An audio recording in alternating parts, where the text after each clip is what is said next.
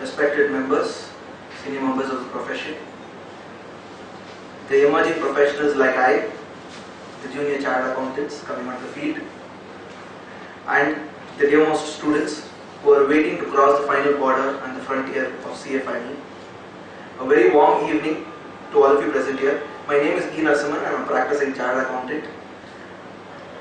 And this very area of Startup India and Digital India gave me a lot of inputs and interesting facts.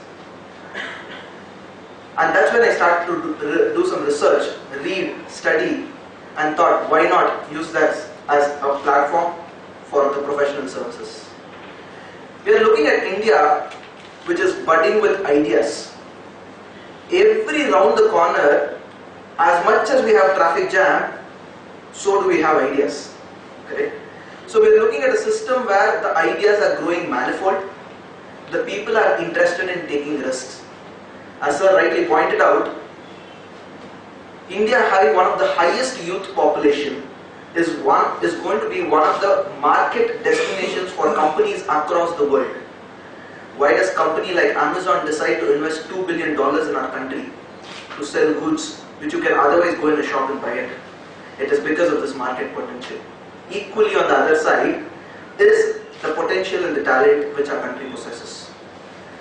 Earlier it was said there was only one startup destination, and that was the Silicon Valley in US. Today we have given a competition, and that place is none other than Bangalore city. Alright? We are in a city which not just is a capital for the traffic, but equally a capital for startups. Ladies and gentlemen, let's quickly head into what are the micro perspectives when it comes to Startup India, and why is it, or what is it that from a Startup India perspective, as professionals we'll have to utilize. I'll give you a quick brief in the next 30 to 45 minutes, where we will keep an interaction and discussion on what are initiatives and what is it that you can advise clients, what are the procedural aspects, after which we can have a quick round of discussion or a chat over once the session is over. Okay? Now comes an interesting question, who is a startup? Let us look into the most disruptive startups. In a startup, you have a language called disruptive. What is the meaning of a disruptive? They changed the entire way something was done. Earlier you had to book a cab, you used to call up some 10 different numbers, you need to go to the place and then book it. Today all that you need to do is an internet or a Wi-Fi which is freely available. Open an app, whether it may be Uber or Ola, sometimes we open both to see which is giving the cheapest price, and then by a click of a button, the cab is right next in front of your house. And he takes you to any place at a price which is less than or at least lesser than what you could probably take it. Let us look at another startup. A startup does not even own a single good, but is able to sell any product online, and yes, I'm speaking about Flipkart. Let us look at a startup which has a tie-up with multiple room facilities, hotel room facilities, lodging facilities, but does not even own a single room or a hotel, that is OYO rooms. Correct? We are looking into multiple disruptive strategies, and that is exactly what the startup initiative is. Next comes an interesting question, who or what is a startup? So I was interacting with friends and colleagues, etc. I meet multiple networking seminars. So I met up many people and said, I asked them a simple question, what are you doing? He said, I have a startup. I said, fantastic, what are you into? He said, I am into real estate. I was wondering, what is the so-called startup in the real estate? So I asked him, what do you do on the real estate? He said, I construct buildings. I said, what is so different in that? No, I started new, therefore I am a startup. The fact of the matter is, startup does not mean you have started new. The fact is, startup has to be something which is innovative, disruptive. I'll give a classical example of disruption. Earlier, SMS was sold as packages, and literally youth used to buy SMS packages. You used to pay 30 rupees for 100 SMS free per day. And today, you think of making an SMS? The answer is no. Anything you want, you have WhatsApp. And what do you go for that? You have a better available data packs, and thanks to the connectivities 2G, 3G, 4G, and probably whatever G in future which is going to come, you have the connectivity established at much quicker pace, which means there is a disruption. Looking at the disruption, Facebook did not want to leave this opportunity, it wanted to acquire it. And that's why it played close to about $17 billion. We are looking at an era where once a company which was probably worth $48 billion a company named Yahoo, which was recently sold for less than $4 billion. So that is a scenario where things are going much more faster. So there comes an interesting question, what is a startup and how do I get the incentive? The first definition of startup is, it should be in order to claim the benefits, in order to claim the benefits. Otherwise you can call yourself as any way, but in order to claim the benefits, you should be first either a private limited company, a registered partnership firm, or an LLP incorporated in India. That is the first condition which the policy says. The second condition, you should have not been older than 5 years. They said above 5 years you are not eligible, you are already established. That's why Flipkart was once a startup, today it is not. It was once a startup, it was established quite some time back. Today startups are something which is growing at emerging paces. Private limited, registered partnership, LLP. And I'm sure as professionals you know what is the advantage and disadvantage of each of these, but I will not spend too much time into it. Private limited, LLP or a partnership firm, old not more than 5 years, most important, does not have a turnover in excess of 25 crores in any of those 5 years. That is the most essential area, right? And then is developing an innovative, that is develops or developing an innovative product, service, or most important, significantly improved product or existing services. Now this is a very relative word. How do I understand what is innovative? Innovative could be anything. Innovative could be like punching a small little hole in a water bottle, alright, and using that for watering plants. It can go from that stage, it can go to an advanced mechanism where while you are exiting from your office, you drop an SMS and automatically your air condition in your room gets switched on. We are looking at that sort of an innovation. Therefore the law says there has to be some criteria for innovation, which we will discuss a little later. And next, in order to certify this innovation, you need to get a clearance from what is called as a DIPP. Let's call it the Department of Industrial Policy and Promotion. So they give you the clearance on whether you are considered to be innovative or not. Next comes the interesting challenge. What if I already have an established entity? I form one more new entity. I am already a profit-making entity. I form a new entity and transfer the IP. The answer is entity not formed by splitting up or reconstruction. That is one of the foremost conditions. I cannot split. So the Tatas and the Birlas cannot split up their entity and say I am a startup. No, that's not the intention of the law. And most important, in order to claim a tax benefit, you need to get an additional certification from the Inter-Ministerial Board. That means I am referring to two scenarios. First, you need to get a clearance from DIPP on your innovativeness. Second, you need to get what is called as a clearance from the Inter-Ministerial Board. I just don't in the case of for better visibility. So in these both scenarios, you need to mandatorily get these certifications. That means these two certifications are necessary for you to claim the benefit. But comes an interesting question, can I suffice with only one of these certifications? The answer is yes. The last certification, which is the Inter-Ministerial Board, is only for claiming the income tax benefits. That is specifically where the law specifically said the following clauses are applicable only if you get a certification from Inter-Ministerial Board. Otherwise, by being merely recognized by DIPP, you get the benefit. So you've been speaking about all of these. Now comes the interesting question: how do I get a recognition from DIPP? Alright. So there is a small little protocol which I have prescribed. So the approval from DIPP works on three scenarios. I will come from the extreme right. First, you should have had, whoever is the founder or whoever is the entity or partnership firm, they should have a patent from an Indian patent and registered or a trademark organization. So you should have a patent from Indian Patent and Trademark Office. Please note, having a trademark does not suffice for benefit. And I hope you know what is the difference between a trademark and a patent. Trademark in a simple language is a logo or a symbol, or it could be words. For example, the term Infosys, the term Wipro, or a particular logo of a company. Whereas patent is the IP, or the way in which you do a particular process, an innovation, a technology, how a concept works, how a product works, etc. Right? So you need to have a patent registered from the Patent and Trademark Organization. Alternatively, you should have been funded by an incubation fund, angel fund, private equity or angel network. Most important, all these entities shall be recognized by the Securities Exchange Board of India.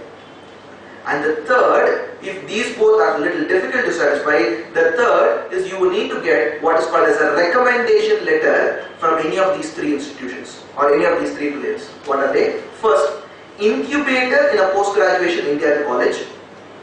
Please note, any incubator will not be considered. This incubator will have to apply for a a permission. It has to have, as Sir was rightly mentioning some time back, you need to have a minimum amount of experience. You need to have professors who have been into research, etc. Those are the conditions. Incubator funded by GOI, Government of India funds certain incubators. And the third scenario, incubator recognized by the Government of India. So either it is funded by the Government of India or it is merely recognized by the Government of India. All these three scenarios are being considered. I hope you got the clarity in this. That means there are 5 methods in which I need to get a registration or probably a recognition. Please note, I need to satisfy all of these 5 conditions plus any one of this condition. I hope that is clear. Yeah. This condition is applicable only for us last point, which is nothing but the approval or the clearance from DIPP. Alright. So in order to get a DIPP is where I will move into the 3 procedural routes. Alright, under which that's a recommendation letter can have 3 particular options. I hope this is clear. Alright. Next comes the interesting question. You made mention that there are incubators. Who are the incubators in Bangalore? Do we have incubators in Bangalore? The answer is very much yes. These are the registered incubators in Bangalore. Each of this information is available in the startupindia.gov.in website, where you'll be able to identify a host of information. Plethora of information is being posted, and as it stands now, we have about 5 incubators. Alright, and we have our very own IIM Bangalore, which is the NS Raghavan Center for Learning and Excellence. Then you have a few other entities, and if you remember, sometime back the previous speaker was making mention, we are having sector-specific innovators. Alright, so if you just look into the name itself, it gives an indicator. For instance, e-health technology business. We are looking at a scenario where we are automating health. Diagnostic reports are going to be automated. By a click of an app, perhaps you know the blood samples can be verified, and that's the era where we are heading into, correct? So these are basically how we are going to improve. Now comes the interesting question. Now I know the provision, I know who is eligible. Next comes the interesting question. Do I need to register, and how do I need to register? The moment it is registration with government, we know very simple. You have to go stand in a queue, long queue, which will never end, which will have its own process. Alright. The best thing which the government has done is that this entire mode is an electronic driven. You need not submit a single paper, and therefore you need to log in either through a mobile app, register mobile app. There are multiple apps, so you have to be a little cautious, or you need to apply with the portal, startup portal, which is nothing but startupindia.gov.in, a wonderful resource initiative, a wonderful website with loads and loads of information. Next, as I said, you need to apply only online through these 4 modes, and you need to give a supporting document, any of these 3 documents. Alright. A recommendation letter or a letter of support, if it is coming by way of a route, which is this, which assuming I take a recommendation letter route, so I need to give the recommendation letter by any of these 3 institutions. Or in case of a funding which is being received, alright, a letter of funding, most important is this, not less than 20% in equity by the venture capitalist or the angel fund or the PE. So there is a point to be noted. Most of the startups, because I work with the startup community, most of the startups where the venture capitalist funds in, they invest in what is called as a CCPS, compulsory convertible preference share. These startups will not be eligible under this particular condition because there is a preference investment and not an equity investment. Please note. Alright? So that is an interesting challenge, which means post conversion they get an eligibility option. On the similar line, you also have the patent filed. It used to be filed and published in a journal by the Indian Patent Office. So that becomes the proof for you. And as it stands today, 228, please note this just started about 2 months or 3 months back, the practical aspects, even though it was announced by the government somewhere in January Fair, the rules and notifications came out in the month of April. April to this, in the span of 3 months, 228 units have been registered and that has been counted. And the most important is, they have a clearance window. That it indicates that up to this date we have disposed this many number of applications. So that is bringing about an era of transparency. More details I will be covering under Digital India initiatives. Alright. Next comes the interesting thing. Sir, we understood what is called as the eligible startup. We understood what are the procedural aspects, how to apply. Now after applying, then comes an interesting question. What are the benefits again? Am I entitled for any benefit? The answer is yes. The first one is a concept of a self-certification. Those of them who are recognized under this regime, under the labor laws, you need not be disturbed. As someone rightly said, labor laws are too laborious. It is too tiring, right? Just like tedious, we say it's too tedious. Similarly, the labor laws are too tiring, and there are so many certifications and you get an exemption. All that you need to do is a self-certification. You give a self-certification, that itself is an indicator that you can proceed further. Next, you get a scheme for IP protection. Today, if you have to file a case for patent or an IP, the cost is extremely high because you need an advanced set of knowledge, and typically they charge anywhere between 50,000 to 1 lakh, 2 lakh rupees just to prepare a memo and present it before the laws. So under this, you get a scheme for IP protection where there are some persons called as facilitators. These facilitators are patent agents and trademark agents who will help you with IP protection, and they charge you an extremely nominal fee of 10,000 rupees or 5,000 rupees. If it's patent, it's 10,000, if it's an IP trademark, it's about 5,000. So that becomes an initiative, or that becomes a very easy mechanism for you to access this market. Please note, this facility is available only for eligible startups, that is who have satisfied the definition. Next, the public procurement policies. Under the MSMED order, which was there in 2012, there is a requirement all public sector undertakings, at least 20% of their procurement, they need to purchase it only from MSME. And I hope you appreciate startup are at the initial or nascent stage, therefore they need to get some sort of a benefit, and they are most of the time MSME, correct? So under this MSME, there is a requirement which says you need to have a minimum turnover criteria, and you also need to have what is called as a minimum years of experience. This entire years of experience and minimum turnover criteria has been removed, which means if a startup, especially this is typically applicable for manufacturing startups, where they will be able to utilize the benefits of this. And the last comes the biggest challenge, exit. Today, if you look into the certain official liquidators portals of the government of respective states, you will find companies which is there in 1976 and 1980 still under liquidation. Perhaps the promoter would have got liquidated himself. The company is not it. So we are looking into that era. In order to bring in this mechanism of fast track exit, the insolvency code which is proposed, which is passed by the Lok Sabha, which is cleared by the Lok Sabha, pending clearance of course by the Rajya Sabha and other houses, and of course the president asset. This has an interesting proposal where you can go for a fast track exit. And not just this, under the company law, probably an additional point which is worth mentioning, there is a tribunal called as the Company Law Tribunal and the Company Law Appellate Tribunal. The powers of mergers and amalgamations as it stands today is governed under the Companies Act 1956, which is given to the High Court, which is proposed to come to the National Company Law Tribunal or the Appellate Tribunal, as the case may be, with appellate clause. Which means in these tribunals, professionals like us, chartered accountants, company secretaries can represent. That becomes one more golden opportunity for us to specialize in mergers and acquisitions. Then comes an interesting challenge. So startups, we render so much services, but we don't get paid. At the end of the day, there is some sort of a monetary requirement. So you will have to phase out. It is an investment which you do.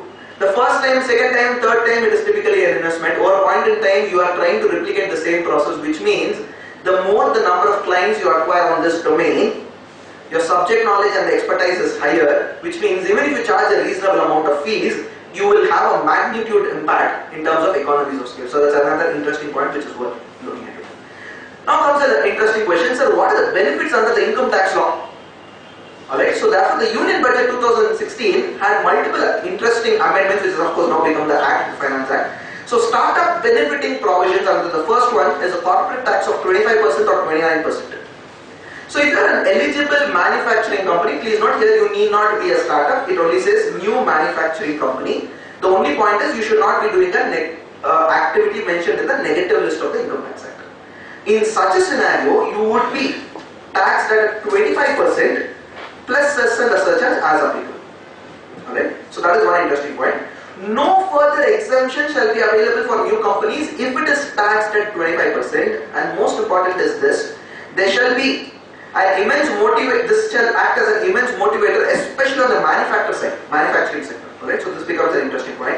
A surcharge of 7% shall apply in case the income exceeds 1 crore, and the company, if it is having a less than turnover of 5 crores per year, shall be taxed at 29% plus surcharge and plus surcharge as the case. Alright, please note the turnover should be less than 5 crores. Alright, this, the last 2 points, whatever the points I mentioned, is a prospective from the financial year 16-17. This, you need not satisfy the definition of a startup is applicable for any company. The first few points are applicable only for manufacturing company. The last few points are applicable for any company. I hope this is clear. Please note only for companies, partnership form LLP perhaps not be applicable. And I'm sure you know, you are aware that companies are taxed at 30% plus surcharge etc.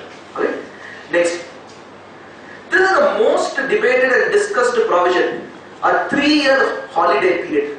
A 3-year tax holiday period where you get an exemption where it says that no tax to be paid. Alright? So 100% deduction of profits for 3 out of 5 years for startups set up before March 2019. We are at 16, that means we have another point of 2 to 3 years. The exemption is provided only if the entity does not distribute the dividends in those 3 years. Alright? And minimum alternative tax at 18.5%. So even though you will see the news channels saying that there is absolutely no tax, I would not go with that statement. Rather, I would say there will be an tax at least to the extent of 18.5% subject to surcharge, etc. Alright? And for here, this is where is the most important. It should be an eligible startup and it should obtain a clearance from inter-ministerial board. This is the place where I said there are 2 conditions which is applicable. First, I need to satisfy those 5 conditions where I am a partnership firm, register for less than 5 years, turnover criteria, get an incubation certificate, and afterwards I am recognized by the DIPP. Plus, I need to also get an inter-ministerial certificate. Alright? So that is just an additional process to get a tax exemption. On a very, very pragmatic note, sir, startups, where are they earning profits, sir? On a very, very pragmatic note, startups are incurring loss only. So how is this idea beneficial? This is where you need to plan. The language used by the law is set up before March 2019, which means please advise your clients to do research either in their individual name or in the name of a company, nothing wrong.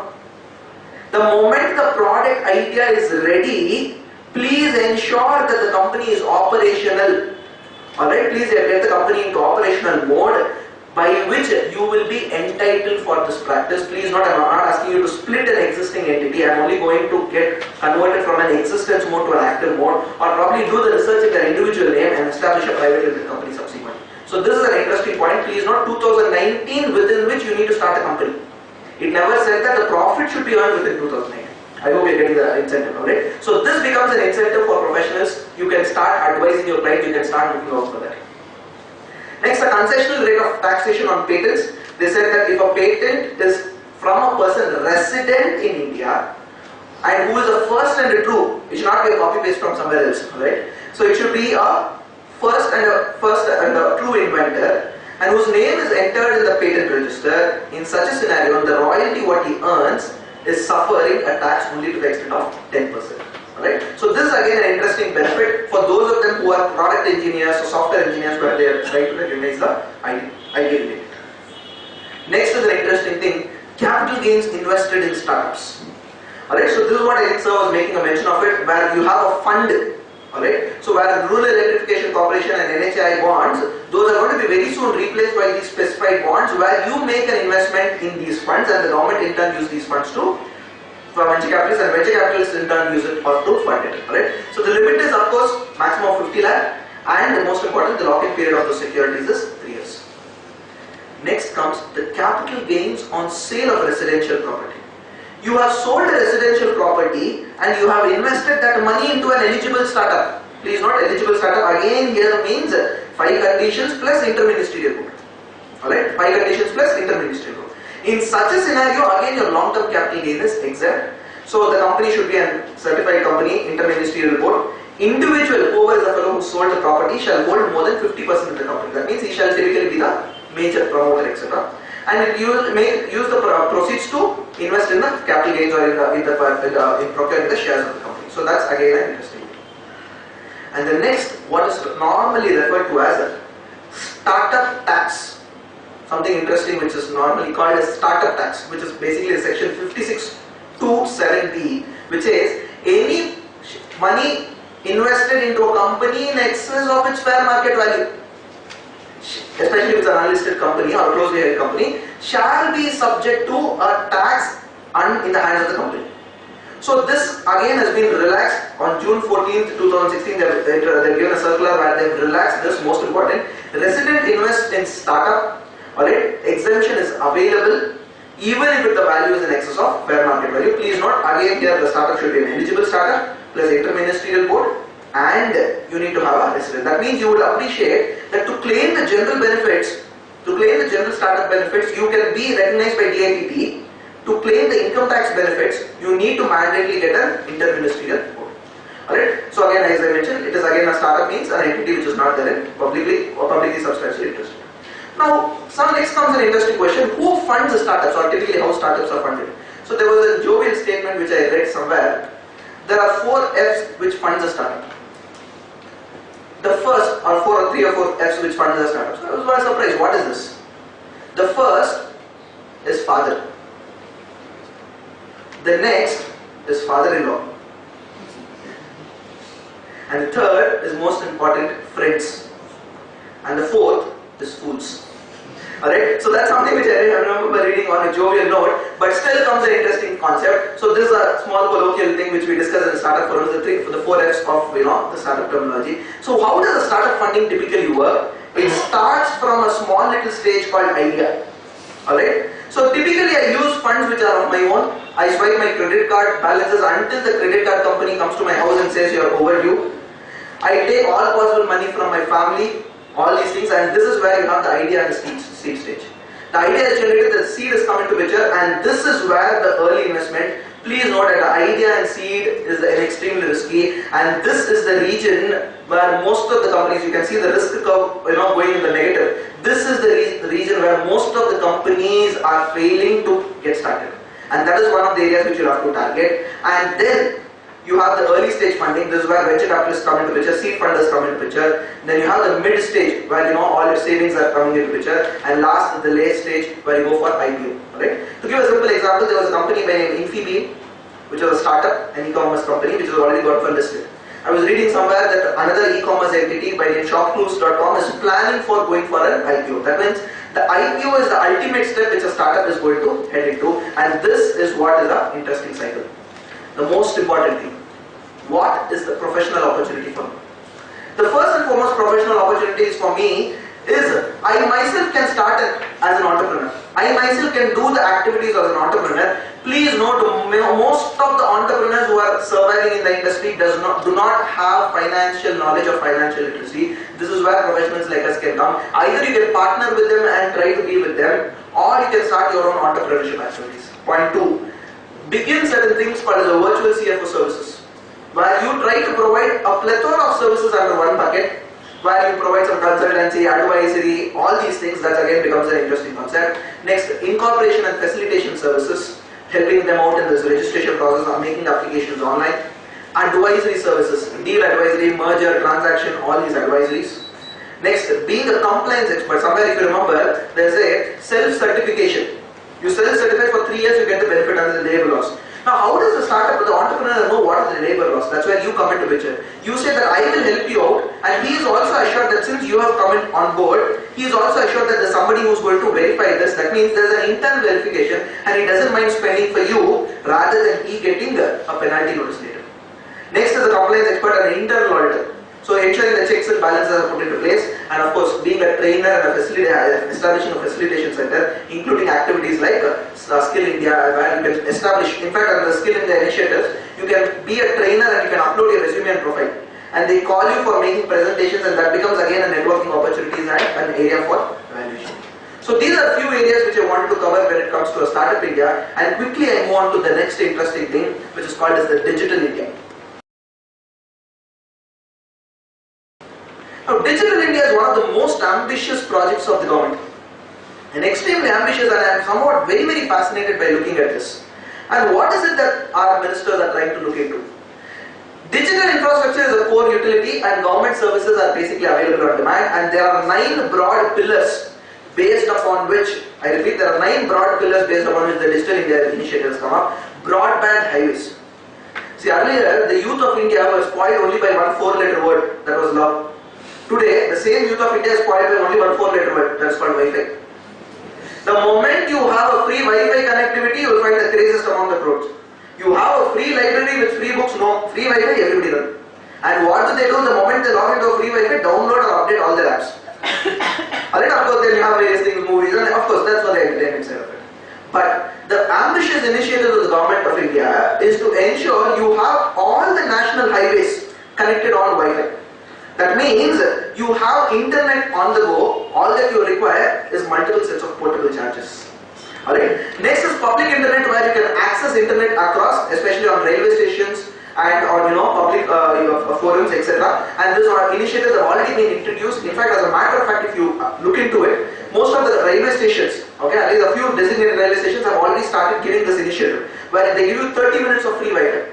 And of course, beyond that, you will have to make a payment. So that facility is being coming up to. Early harvest and universal access to phones. This is another interesting program where mobile connectivity they want to increase. IT for jobs, where they want to bring in a lot many initiatives. That please note, this is not IT jobs. This is using technology for jobs. That means a job seeker and a job searcher is going to be linked, and that's going to happen at a massive scale. E-Kranti, electronic delivery of services, are interesting domain. E-governance, we are going to an electronic era of governance. And somewhere, in fact, I remember in one of the presentations, one of the sessions which I had attended earlier, one of the state legislative officers had come. He said, we are all working on M-governance model. So immediately everybody asked, is it Modi governance? They said, no, it is mobile governance. So we want governance on the go, on the move, alright? So that's the era which we are looking to, and of course electronic manufacturing facilities. In this initiative, I would like to throw some light on what are the things which our government has taken. First, an amazing concept called as a digi-locker. Now what's a digi-locker? See, whenever you go for a bank account opening, school account, for a child admission, for a college, for a university course, any course for that matter, everywhere you are required to take furnished proof of your PAN, driving license, XYZ. Now what the government has come up with a wonderful initiative where all these documents are signed and authenticated by a third party and put into a portal. All that you have to do is give your credentials or a particular tag or a user ID number, and that authorized person can access it directly. So that is the ambitious initiative on the digital locker initiative. Next is the e-sign framework. Alright, that's again an interesting thing. An Aadhaar enabled e-sign framework, and I'm sure those of you who are filing the income tax return in the last couple of weeks, you would have enabled or you would have seen that by entering the Aadhaar you have an e-sign enabled framework which is going to come up. Please note, Aadhaar is not an address proof, it is to establish identity. Alright, Aadhaar is only to establish an identity. Next, BharatNet is again an interesting program where all the Gram Panchayats have developed a local intranet. So what's an intranet? Intranet we earlier had only within organizations. Today we have an intranet within all the Gram Panchayats, which means the BharatNet is something which is again coming up.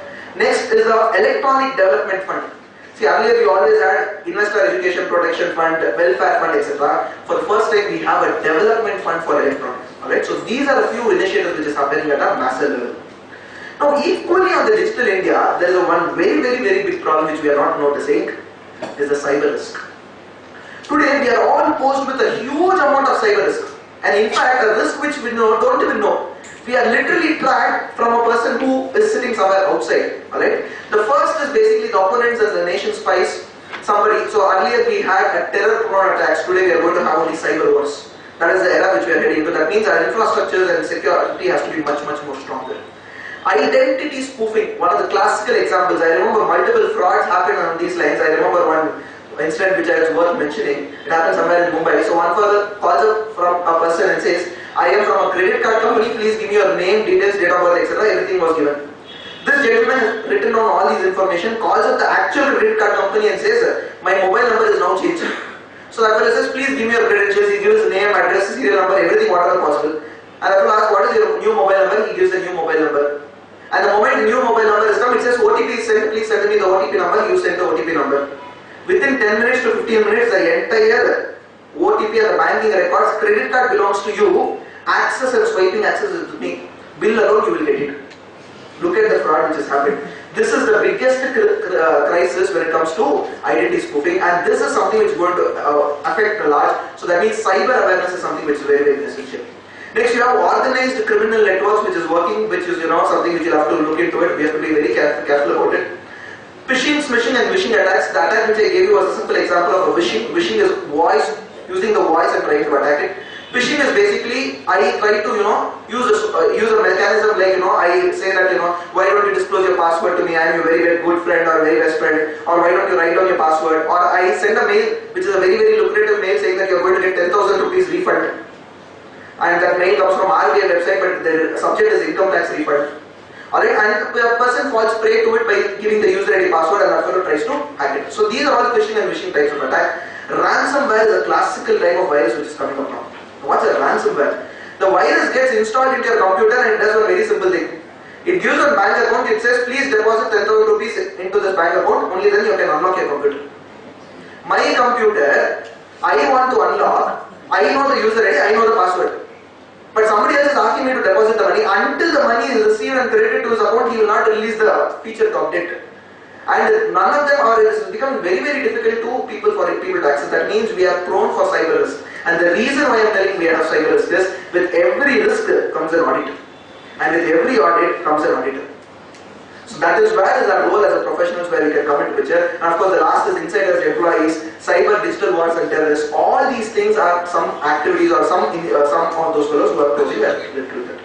Next comes an interesting question. Sir, you have told about all these. Are there not rules in India to protect us or protect this? Of course there are rules, but very little people know us. The rule is called as the Information Technology Act as amended 2008. Of course the act was introduced in 2002. And Sensitive Protection of Data and Intermediate Regulations, which is rules 2011. They speak about what are the security practices which an organization has to keep in picture. It says one simple statement: every organization which has user ID and password of some other company is bound by this, which means even a CFO is bound by this. Right? Most of the income login credentials or some sort of an information about the client is invariably available with us. I will not say the entire set of information, some confidential information is available with us. So what is SPDI? It says password, financial information such as bank accounts. I hope you agree. Alright, credit card, debit card, physical, psychological, mental health conditions, mental record history, biometric information. Even if you use a biometric information, these are all covered under SPDI. And what is it as an SPDI you need to do? You need to employ what is called as a reasonable security practices, implement certain ISO audits, etc. And the law has prescribed certain requirements. Now what if you do not do? The most interesting thing comes the penalty. Alright, so the penalty goes up to an extent where 43A it says, body corporate has an obligation to protect, and if it fails to protect, it is punishable and it can go up to an imprisonment as well. So either you pay a fine or imprisonment, that is either you go for a lodging or a paid lodging, depends. Alright, so that is something which you have to carefully be, very carefully be. Next is section 7 and 7A says that electronic records also shall be audited, which means if your clients are having electronic records, please audit the electronic records. Audit of electronic record is not taking an output and checking whether output is correct. Verifying how the output has come, that is what is an audit. Right? Next, offences which is covered under the Act, it speaks about identity theft, cyber terrorism, publicizing obscene information, etc. All these are offences. Now comes yet another opportunity which we can make use of, and that is IFC under the Companies Act 2013.